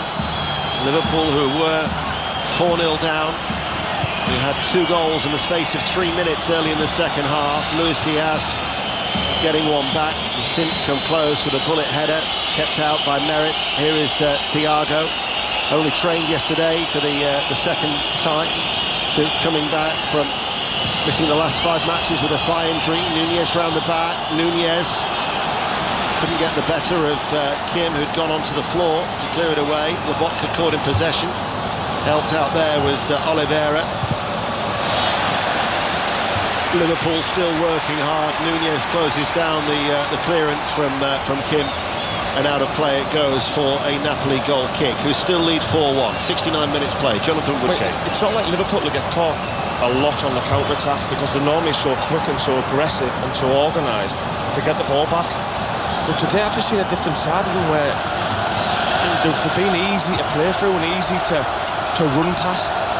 They're normally full of energy, like this scenario here. They're through. Vulnerable every time to the counter. And now it's with Zerbin coming forward here for Napoli. Carries the ball to the edge of the area, inside left channel. Plays the ball back. Opportunity for Lozano, just inside the D. Right-footed, drags it right-footed, wide of the left-hand post. And it rolls out of play for a goal kick. Still 4-1 for the Italians. Exceptional on the ball as well. They're all good on the ball. Really comfortable in possession. You can see the work. You can see what they do on the training pitch. They work in and out of possession, but they know exactly where they are. The shape of the team. It's been an outstanding performance so far. Yeah, it certainly has. Back in the Champions League after an absence of 3 seasons. It's their 9th season in total for the European Cup / Champions League. They've only reached the knockout stages in the Champions League era 3 times out of the previous 6, but this is certainly a confident and resounding start, if of course it stays like this, where Liverpool will actually suffer a defeat on an opponent's ground in the Champions League for the first time since Real Madrid in the quarter-finals of April 2021. They were so good on their travels last season, but they're 4-1 down here. Alexander-Arnold wins a throw on the right-hand side, 19 minutes remaining. Tottenham 0, Marseille 0. The 10 men of Marseille still holding out in that other game in Group D. Here is Fabinho. Liverpool all in red. Tired ball. Almost went towards Simeone. He fell onto the floor. Liverpool retained possession. Fabinho back to Matip. And Matip plays it back to Alisson. There's just been that backdrop of noise throughout the game here. The one surprise, there haven't been any firecrackers. I recall a night with John Murray where the firecrackers were going off almost every 5 minutes. As the ball is played forward, again that ball over the top. Simeone makes the run, left-hand side. Support comes from Zerbin on this left-hand side, and he rolls the ball back, and Napoli will go back and in field to Lobotka. Talking of the big man, he's at Tottenham. And it's still Tottenham 0, Marseille 0, just over 15 minutes to play here, and Tottenham really being frustrated by 10 men Marseille, who had Mbemba sent off early in the second half. They're just not being able to find a way through. Kulusevski, since he came on, is playing as the right wing back. He's looked as likely as anyone to provide the ball that makes the breakthrough, and Conte has just changed 2 of his central defenders. Davis and Tanganga have come on for Longley and Romero. It's still 0-0 here. 4-1 still here. Napoli once again getting round the back on that far side, the left, with Simeone. He's up against the 2 central defenders. Liverpool struggling to get the red shirts back. He has some support from Zerbin, who waits, and now all of a sudden support comes, and it's a late flag. Barcelona, by the way, are now leading 5-1 at home to Victoria Pilsen. I always felt that they were going to be the whipping boys in such a difficult group, and now we're going to have another double change made by Napoli. And who is going to be coming on? It's Liverpool, meanwhile, are attacking, despite the 4th official putting up the board.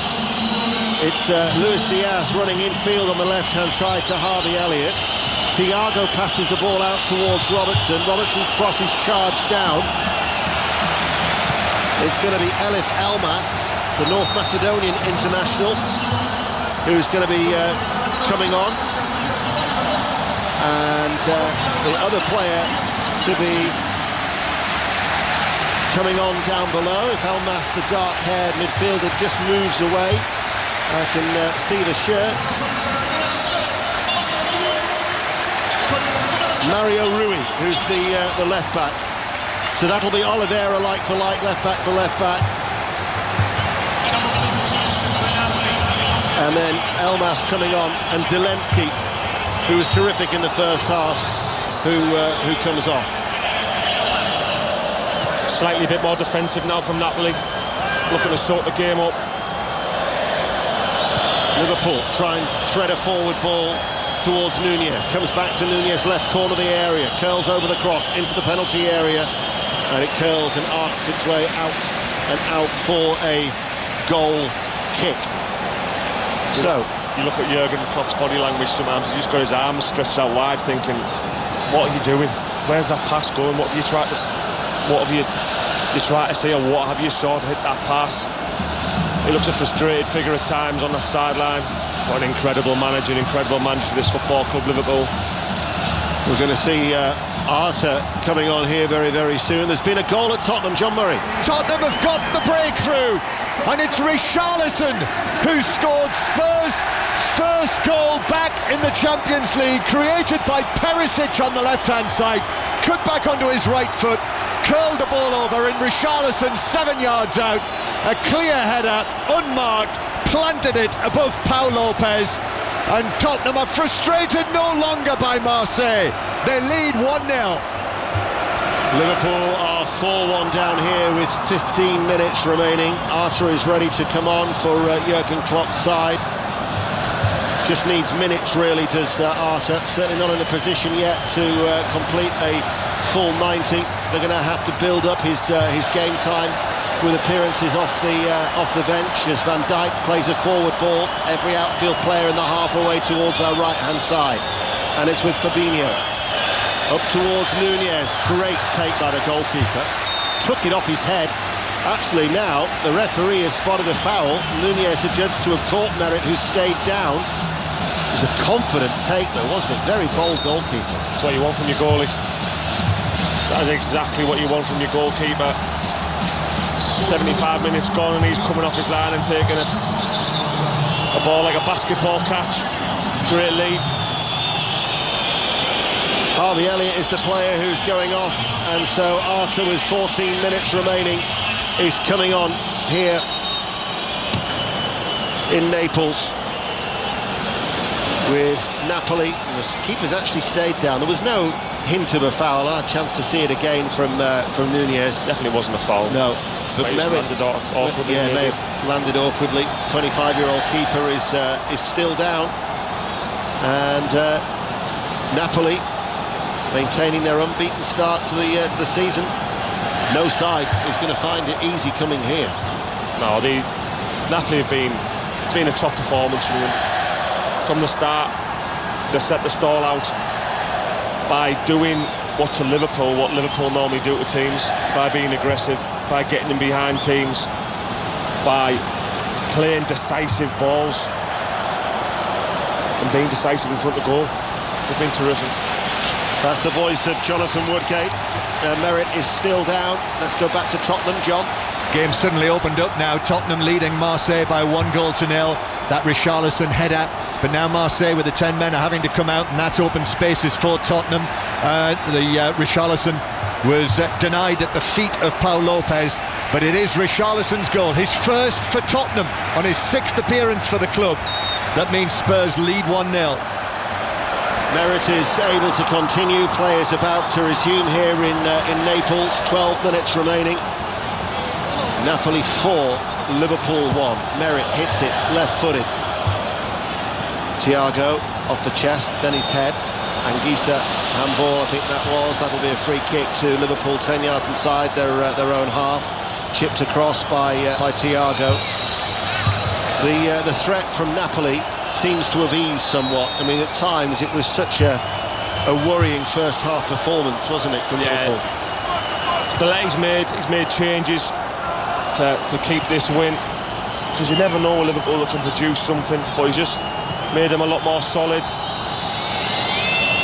more defensive in the play. And at times that's what you need to do. You need to see the game out sometimes.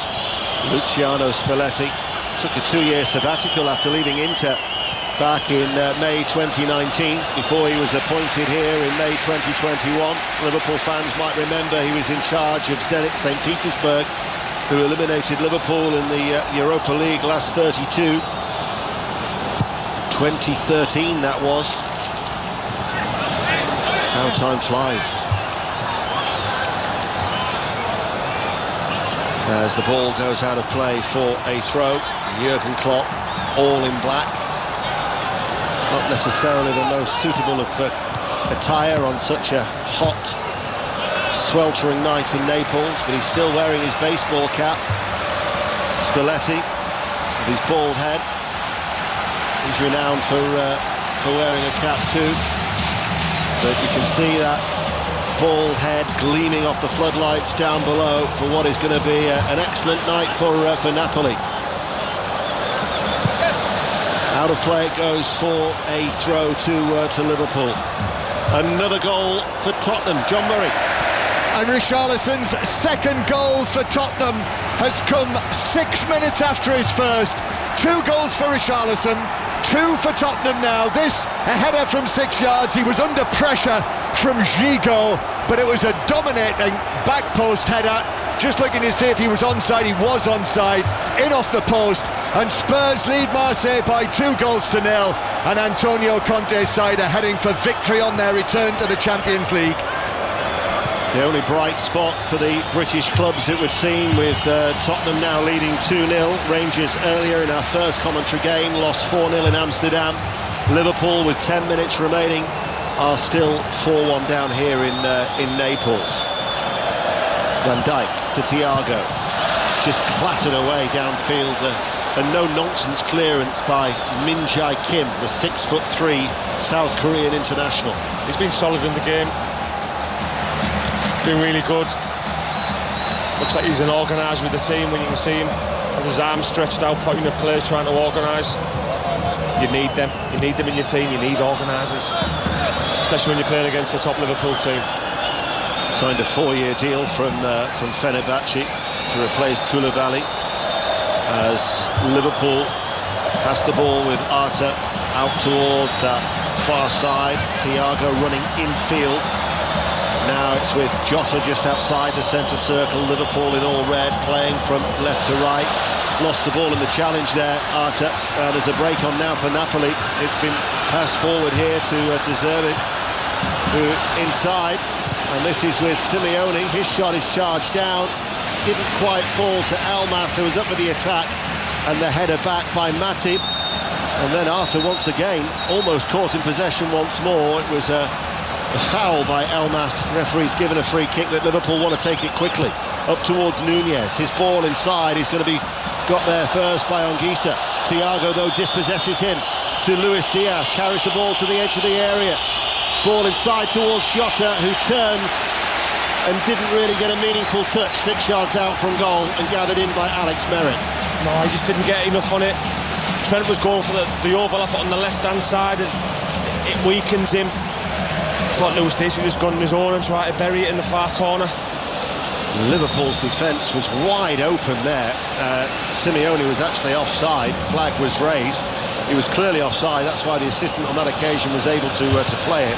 But the gap between the two central defenders was vast. At the final whistle, by the way, Mount Vesuvius won't have erupted. It'll just be the Napoli supporters who will be celebrating a handsome win on their return to the Champions League in what is a football-mad city. You had a wander, didn't you, earlier today to see the Maradona mural? I think when you come to Naples, you have to go and have a look at it, have a little wander. Me and Juliet through the streets of Napoli. It was brilliant, to be fair. Great experience to do it. Juliet will be going to the bowels of the stadium with its moat that runs underneath the athletics track to try and get the reaction that you'll hear on 5 Live's Football Daily podcast as Luis Diaz cuts inside from the left. He's still going, passes the ball to Arta. His shot was charged down by Rui, and it goes behind for a corner kick. Liverpool, to their credit, have kept on plugging away. Yeah, that's what you get with this Liverpool team. They won't give up, they won't throw the towel in. And Luis Diaz has been a prime example of that. Kept on going throughout the game. Tried to grab the game by the scruff of the neck, even when Napoli went 4-0 up. He kept on trying, he kept on wanting the ball. Alexander-Arnold with the out-swinging corner kick. Van Dijk's downward header. Headed out by the Napoli defence. Thiago passes the ball to Arta, the Brazilian. Swung over then by Alexander-Arnold. 3 red shirts wait, far side of the penalty area. Nunez helps keep it alive. Jota loses out in the challenge. And then Lozano has to turn away from Fabinho, plays the ball forward to Lobotka. He's been caught in possession, and now it's with Jota running forward, but that was a strong challenge just coming out by Di Lorenzo. Giovanni Di Lorenzo, the Italian international, and the captain of this Napoli side, who played 6 of the 7 games in Italy's Euro success. A reliable and steady performer as Zerbin, forward for Napoli. We have 5 minutes of normal time remaining. Lobotka to Anguissa. No sign of Ndombele, former Tottenham player who, of course, is on loan here. Tottenham, who incidentally still lead against the 10 men of Marseille by 2-0. The way the 3 midfield are played for Napoli today, and Ndombele will really struggle to get in this team. Because the 3 in midfield for Napoli have been absolutely terrific. Lobotka, Zielinski, Anguissa, all 3 have had fantastic games. Liverpool will look to try and shake off this disappointment against Wolverhampton Wanderers on Saturday in the Premier League. Then Ajax are the visitors to Anfield next Tuesday. Commentary on 5 Live. And then it's Chelsea before the international break. Liverpool are attacking. Nunez cuts in from the left-hand side. 30 yards out from goal. Alexander-Arnold, left-footed, passes the ball in. Jota beaten in the air by Romani, the central defender, and an acrobatic kick away by Simeone. Played forward by Van Dijk, but he's presented the ball straight towards Anguissa, and it could be 3 against 2 here. Zerbin now is released. It's 2-on-2. Zerbin goes for goal himself. Simeone could have been played in the inside right channel, but his right-footed curling effort was saved by Alisson. I think Van Dijk was going to Anguissa, go on, run me, but he didn't want to know. Alisson was in the right place at the right time, but you're watching the game now and you're watching it about, but Napoli still want more. They're still hungry, they still have that energy and that desire to want to get forward and want to score more goals. The Napoli supporters find their voices on a night where I'm sure they will celebrate hard after such an impressive victory. 4-1 they lead. Liverpool far side the left. Liverpool will rest and recover and then fly back to Merseyside tomorrow as the ball is played back to Fabinho. Thiago now with Alexander-Arnold. Just looking, Anguissa actually had a loan spell away at Tottenham's opponents, Marseille, from his time away from Craven Cottage. Never actually beat Liverpool during his time with Fulham. A draw and 2 defeats against the red shirts of Liverpool. Thiago tries to thread it through and reaches Nunez. Nunez into Jota. And then the Napoli defence just squeezed and Romani clattered the ball away with 2.5 minutes remaining. Clear your lines. Last 3 minutes, last 2 minutes to go in the game. Just seeing it out well. They're a well-organised, aggressive, young team. Ball played forward to Nunez, left-hand side of the penalty area. Robertson is in support. Nunez brings the ball away from the byline towards the left corner of the box. Robertson has a touch on the left touchline. Arta to Matip. Liverpool again have committed red shirts forward. Matip 10 yards forward of the centre circle to Thiago. Nice turn. Jota pulls it back. Shot placed by Arta. Comes back towards Arta, towards Thiago. Napoli defending deep. Late pressure from Liverpool, but all too late. And it will be to no avail as they still require 3 more goals. Thiago enters the penalty area. Looking for Luis Diaz. Turns, right-hand side. Alexander-Arnold swings over the cross and Napoli are forced to concede the corner kick. Corner to Liverpool. Late pressure. 60 seconds remain of normal time. Typical Italian defending from the 2 centre-backs. Thought Nunez was just going to get in between the middle of them both, but no. They've defended well throughout the game. Corner kick to Liverpool, far side the left, playing from left to right as we look. Swung over now, and then it's hit by Jota on the volley, inside right channel, the penalty area, and there was a stray leg by Thiago that had just caught Elmas, and that will be a free kick to Napoli.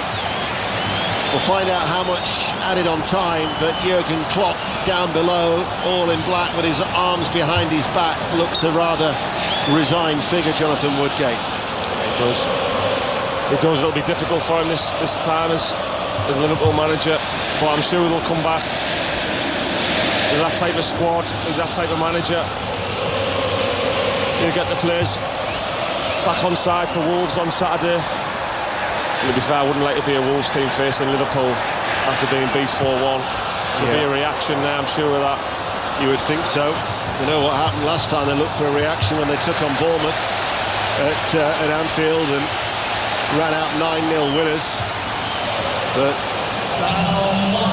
4 minutes of added on time, which we're now into here in Naples. Nobody appears to be leaving early inside this bowl-like stadium that holds just under 55,000. The ultras are gathered, the flags are still flying, and they will give these Napoli players such an ovation. But very, very impressive from Napoli, bearing in mind the margin of victory could have been much worse from a Liverpool point of view. Could have been a lot greater. They deserve all the plaudits they'll get after this game. The Napoli players, the manager. Napoli will be match day 6 at Anfield. That could be a real contest at Anfield. Liverpool will have hoped to have made up a lot of ground in the intervening matches. As here is Elmas, edge of the area, takes it out of the box, left-hand side. We've played already for the first minute of the minimum of 4 on BBC Radio 5 Live, as the ball is kicked away by Elmas, and it will be a goal kick. I'll be intrigued to hear what Jurgen Klopp has to say, Jonathan. He'd be very disappointed, and he'll be more disappointed, I think, about the intensity of his players, because for me, Napoli have had more intensity and they've used it better. I mean, last season on their way to the final, they won 10 of their 13 matches in Europe. 2 defeats, that includes obviously the final to Real Madrid. The other one was Inter at home. So this is unusual for Liverpool, and yet there appears to be a fragility about their defence this season. Yeah, there does. I'd say because it hasn't been settled. It's only since the first game they had Trent Alexander-Arnold playing Robertson, Matip and Van Dijk, and since then it's been changed, and that's not easy for a team who's so used to the team playing with that 4 same defenders more or less throughout the season. We've got about 90 seconds remaining of stoppage time.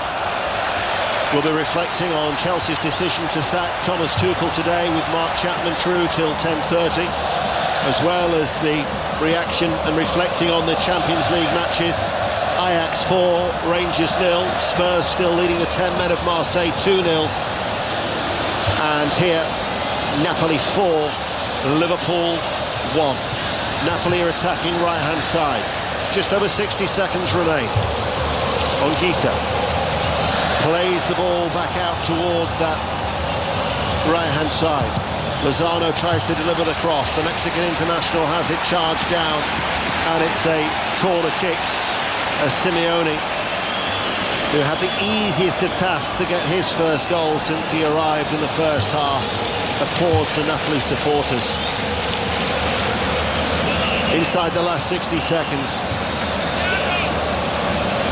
And it's going to be taken short, it would seem. It is taken short on the right-hand side. Not quite their biggest win in the Champions League. That was 4-0 against Genk 3 years ago, although they've just won the ball back, and a shot comes in from Lozano, who used to play for PSV Eindhoven, strikes the body of Robertson, and behind for another corner kick.